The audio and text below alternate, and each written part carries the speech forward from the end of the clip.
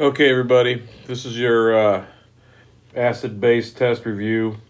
This is your answers for it.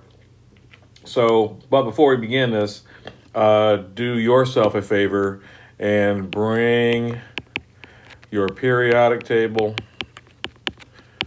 Okay, table. That's an L. Periodic table and your polyatomic ion chart table. Okay, if you've got both of those, bring them both tomorrow along with your review. All right, so we're going to start. For your review, listing 5 properties of acids. First of all, acids taste sour. Acids have a pH of less than 7. Acids turn litmus paper red, right? Acids produce hydrogen ions in solution. That's how I'm going to abbreviate solution. They react with metals, and they form hydrogen gas. Okay, and they also conduct electricity. They're electrolytes. Strong acids are electrolytes. Okay. 3 things that you could find every day that are acidic. One that comes to mind is lemons. Okay, fruit like this, citrus like oranges. That's another. Grapefruits. Those are everyday items that are acidic. Let's go to bases. Bases are the opposite. They taste bitter. All right. They have a pH that is greater than 7. That's a greater sign. They feel slippery. Okay. And they turn litmus paper blue. Very good. And they neutralize acids. Okay. If you have some other ones different from mine, there are other things that characterize. There are other characterizations of or properties of bases. Other items that are basic: soap. Okay. Antacids. Those are bases. If you use drain cleaner, Drano, things like that, those are basic. Now, the pH scale. 0 to 14, so you need to draw and label the pH scale. We're going to include these things. So let me get rid of that so I can have a little more room. All right. So 0 down here, 14 here. Right in the middle is 7. That is neutral. On this side, from 0 to about 6.9 are your acids. Over here, 7.1 all the way to 14 are your bases. All right. So that's what it looks like. Over here, we're producing hydroxide ions on the base side, and over here, we have producing hydrogen ions in solution. So, question is, when you have hydrogen ions that are the concentration of your hydrogen ions are less than the concentration of your hydroxide, you are going to have a basic solution. Okay, more alkaline. When your hydrogen ion concentration is greater than your hydroxide ion concentration, you are going to have an acidic solution. When your hydroxide ion concentration and your hydrogen ion concentration are equal, you're going to have a neutral solution. Okay.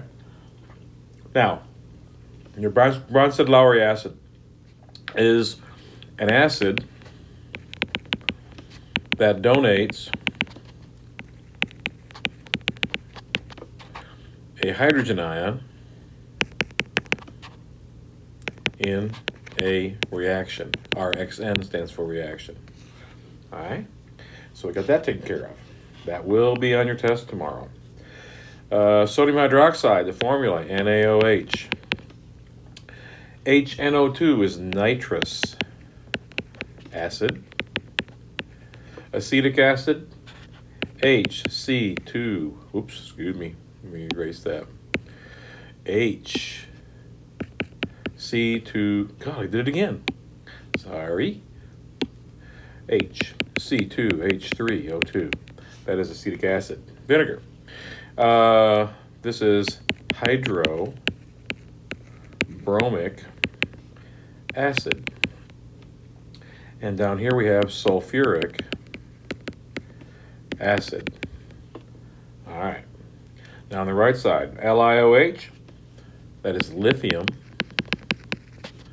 hydroxide. Calcium and hydroxide, that's calcium hydroxide. HNO3 is nitric acid. H2SO3 is sulfurous acid. And hydrochloric acid is HCl. All right, that takes care of that. Okay, so I said, when you're looking at calculating pH, you're looking at the negative log of the hydrogen ion concentration.